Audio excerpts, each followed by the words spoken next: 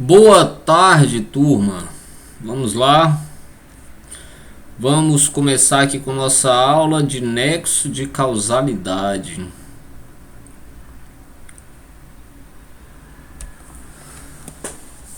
Turma, vamos lá. Nós estamos estudando, lembre-se, gente, vocês vão ter dificuldades se não tiverem a noção bem organizadinha na cabeça de vocês o que é que nós estamos fazendo aqui. Lembre-se, eu já disse para vocês que embora nós tenhamos teoria bipartite em relação ao conceito analítico de crime, ou seja, aqueles substratos que precisam ter um fato para ser considerado um crime, nós temos a teoria bipartite e a teoria tripartite, especialmente, mas tem até a quadripartite. Nós vimos que a mais usualmente adotada é a tripartite. Então nós temos esses três substratos do crime que nós estamos estudando o primeiro substrato agora, que é o fato típico. São os substratos: fato típico, antijuridicidade, culpabilidade e punibilidade. Nós estamos estudando esse primeiro substrato, que é o fato típico. E o fato típico nós sabemos que tem todos esses elementos aí para serem considerados fato típico: conduta dolosa ou culposa, resultado, nexo de causalidade, tipicidade. Nós estudamos a conduta na última aula, né? Lembre-se o que é conduta para teoria causalista, o que é conduta para teoria finalista. Estudamos os erros de tipo. E agora nós vamos passar para os próximos elementos. Quanto ao resultado, nós estudamos conduta, vamos estudar, né, resultado, mas resultado a gente nem tem muitas considerações a fazer. Eu só quero lembrar vocês, a gente já estudou lá quando a gente foi estudar a classificação de crimes, a diferença dos crimes quanto ao resultado. Lembra? Crimes materiais, crimes formais, crimes de mera conduta. Lembrar que nem sempre um crime tem resultado naturalístico, esse resultado que a gente consegue ver no olho, ou pelos sentidos a gente consegue perceber. Tá? Às vezes o crime nem existe resultado, como os crimes de mera conduta. Lembra? Eu dei até o exemplo de ingressar no país sem autorização, lembra? O ingresso irregular de estrangeiro. E há crimes que têm um resultado, mas o crime não exige que ele aconteça para que ele se consume. São os crimes formais, lembra disso? E temos os crimes materiais, são aqueles que exigem o resultado para que ele se consume. O caso do homicídio, por exemplo. Então, quanto ao resultado, a gente só precisa ficar atento a essa situação. Mas como eu já expliquei lá atrás, eu vou pedir para vocês, né, voltarem lá nas aulas anteriores, se tiver alguma dúvida, ou ler, enfim, ou pesquisar, ou ler no livro, tá? Turma, muito importante, vocês estão se formando, tá? Vocês estão se formando.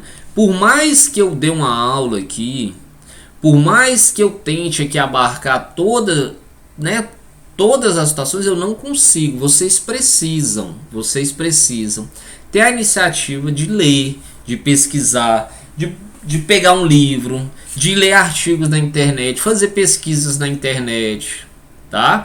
Eu falo isso porque às vezes vocês ficam muito preocupados em apenas eu sei que quando eu pego e faço um slide desse, eu não estou exaurindo os conceitos. Na última atividade, por exemplo, eu perguntei o que é concorrência de culpa e o que é... Aliás, eu perguntei se havia compensação de culpa e se havia concorrência. Sobre a compensação eu falei em sala de aula, mas sobre a concorrência não. Realmente eu não falei em sala de aula, mas perguntei, justamente para instigar vocês a pesquisarem, a ir ao livro, a ler, Vocês não podem ficar tão dependentes do que eu falo aqui ou do que eu falo. Eu tenho certeza, fiquem tranquilos, o que foi essencial eu vou falar. Mas isso não impede de vocês e não quer dizer que vocês não precisem e não devam ter leituras complementares, procurar se inteirar sobre o assunto. Nesse caso da concorrência de culpas, da concorrência de culpas, realmente eu não falei. Mas cabia vocês procurarem, fazer uma pesquisa, né? Porque essa atividade de fazer pesquisa não tem como eu obrigar que vocês façam. Nós não estamos nos encontrando na sala de aula, né?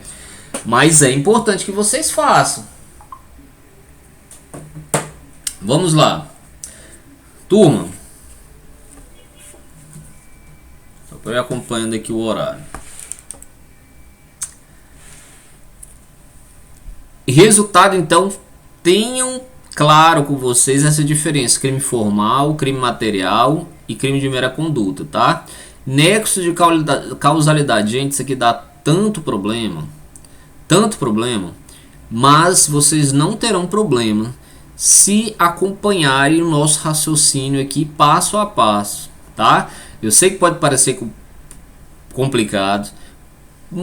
Possivelmente vocês vão ter que ver o vídeo 2 vezes, mas vejam 2, veja 3, o tempo que for preciso para que vocês entendam essa situação, porque isso aqui é muito importante para o entendimento da matéria, tá? Turma, o que é o nexo de causalidade? A gente sabe, a gente já viu, ó, que para existir um crime, para existir um fato típico, eu preciso de uma conduta dolosa e culposa. Eu preciso de um resultado. Eu preciso de um resultado, um nexo de causalidade entre a minha conduta e o resultado. Tá? Olha só. Imagine, pessoal. Imagine, tá? Que hoje eu tento matar uma pessoa. Eu tento, dou uns tiros nela, mas erro o tiro. E amanhã eu vou lá, essa pessoa vai para o hospital, enfim, amanhã eu me arrependo, vou lá, peço perdão, ela me perdoa, eu vou responder pelo crime de tentativa de homicídio, certo? Mas vamos supor que daqui 15 anos essa pessoa morre atropelada. Eu vou responder pelo crime de homicídio consumado? Aquela morte dele, aquele resultado, teve relação com a minha conduta? Teve?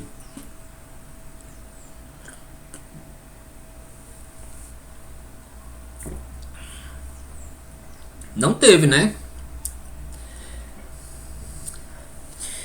Turma, então o nexo de causalidade é o vínculo entre a conduta e o resultado. O estudo do nexo causal busca aferir se o resultado pode ser atribuído objetivamente ao sujeito ativo como obra do seu comportamento. Ora, eu dou um tiro no sujeito. Amanhã um ladrão entra e rouba seu carro. Entra na casa dele e rouba seu carro. Eu posso atribuir o resultado roubo, prejuízo do patrimônio, da minha conduta de dar um tiro nele? É isso que a gente estuda num nexo de causalidade. Tá certo? Eu dou uma facada no sujeito, o sujeito morre. Tem nexo de causalidade? Claramente tem. Né? Eu dou um tiro no sujeito, o sujeito morre. Tem nexo de causalidade? Tem. Eu publico uma calúnia, uma mentira, falo que fulano de tal, eu falo que o professor Elmo roubou um dinheiro da FIC.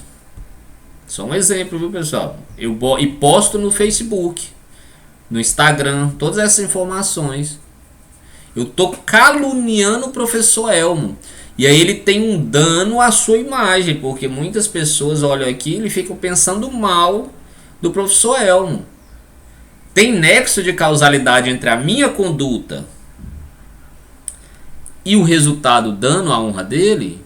Tem. Se você disser que tem, então nós temos aqui um nexo de causalidade. Se não tiver nexo de causalidade, pessoal, não há fato típico. Se não há fato típico, não há crime. Concordam? Beleza. Então é isso que nós vamos aprender daqui para frente. Como é que eu percebo e detecto se há de fato um nexo de causalidade? Turma, o artigo 13, no artigo 13 do Código Penal, tá lá que o resultado de que dependa a existência do crime somente é imputável a quem lhe deu causa. Considera-se causa, ou seja, pessoal, o resultado só é imputável a quem lhe deu causa. Eu caluniei o Elmo, ele teve um dano à sua imagem. A quem que eu imputo esse crime de calúnia? A eu, Fábio Vinícius Ottoni, que publiquei no Instagram, nas redes sociais, uma calúnia contra o Elmo. Eu vou imputar isso ao professor Matheus? Eu vou imputar ao professor Leidomar? Não. Só é imputável a quem lhe deu causa. Então, quem deu causa àquele resultado é imputado o crime. E aí, como é que eu sei se ele deu causa, professor? Considera-se causa a ação ou omissão sem a qual o resultado não teria ocorrido. Turma, se eu não tivesse postado as calúnias no Instagram ou no Facebook, teria tido o resultado dolo? Não. Então, eu dei causa ao resultado. Ah, professor, isso é fácil demais. Vamos lá, vamos chegar lá, calma. Turma, este artigo 13, ele trouxe uma teoria, que é uma teoria, o código adotou nesse artigo 13 a teoria da equivalência dos antecedentes causais, ou teoria da condition sine qua non. O que quer dizer essa teoria, turma? Isso, que considera-se causa a ação ou omissão sem o qual o resultado não teria ocorrido. Vamos pensar aqui, olha só, turma. Eu tenho um pai rico, certo? E aí, eu resolvo matar meu pai. E vou matar meu pai envenenado.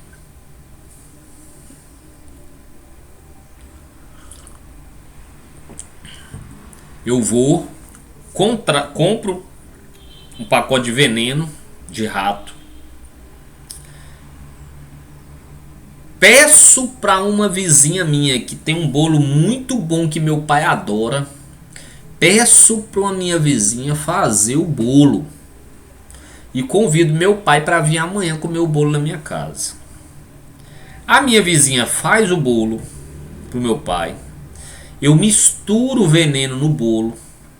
No dia seguinte, meu pai vem até a minha casa e come do bolo. Morre 2 horas depois em virtude do veneno, por envenenamento. Vamos pensar aqui, pessoal. Pela teoria da equivalência dos antecedentes causais, todo fato sem o qual o resultado não teria ocorrido é causa. Então, eu pratiquei um crime, a minha conduta foi causa do resultado? Ah, professor, isso é muito fácil. Muito fácil, claro que é. Claro que é. Sua conduta deu causa ao resultado, então você responde por homicídio. Tá certo. Gente, a técnica que vocês vão adotar aqui é essa técnica da eliminação hipotética, tá? Se eu não tivesse jogado veneno no bolo, o meu pai teria morrido? Se eu não tivesse colocado veneno, ele teria morrido daquela forma? Se eu digo que sim, que ele teria morrido, então não é causa. Porque, ó, considera-se causa a ação ou omissão sem a qual o resultado não teria ocorrido. Então, se eu disser que não, sim. Por exemplo, eu peguei, naquele mesmo dia, meu outro irmão, que também é herdeiro dele, meu outro irmão estava comigo, estava com a gente, e meu outro irmão ligou o som da televisão. O som da televisão. Aí eu pergunto, meu irmão deu causa ao resultado? Ó, vou analisar. O que meu irmão fez? Ligou o som da televisão. Ligar o som da televisão é causa do resultado morte? Eu vou ter que fazer a técnica da eliminação hipotética. Se meu irmão não tivesse ligado a televisão, ele ia morrer? Ia, não ia? Então, ela não é causa da morte. Eu misturar o veneno no bolo, sim, tá? Então essa, pessoal, é a teoria da equivalência dos antecedentes causais, adotada no artigo 13. Eu combinando essa teoria, que é assim, todo fato sem o qual o resultado não teria ocorrido é causa, com a técnica da eliminação objetiva, eu chego à chamada causalidade objetiva. Lembra que eu quero atribuir, eu quero saber se eu posso atribuir objetivamente, ó. Por que é objetivamente? Turma, aqui não tem análise subjetiva. Aqui não tem análise. Eu quero olhar a conduta e quero saber se teve resultado e se há nexo de causalidade. A análise aqui é normativa, que a gente chama. Não existe aqui análise subjetiva. Tá certo? É objetiva. Por isso que eu fazendo essa técnica da eliminação hipotética, eu tenho a chamada causalidade objetiva. Mas aí, turma, olha só um problema. Que essa teoria da equivalência dos antecedentes causais nos causa. Pela teoria, gente, é ação ou omissão, é causa toda ação ou omissão sem a qual o resultado não teria ocorrido. Gente, beleza, eu dei causa ao resultado. Meu irmão, vocês viram que não deu causa. E a mulher que fez o bolo? A mulher que fez o bolo deu causa? Uai, mas veja bem, ela não. Se eu tirar, vamos lá. Se eu tirar, se ela não tiver feito o bolo, meu pai comeu o veneno com o bolo. Se ela não tiver feito o bolo, se ela não tivesse feito, meu pai morreria? Veja bem, ele só veio aqui comer meu bolo. Comeu o bolo da vizinha.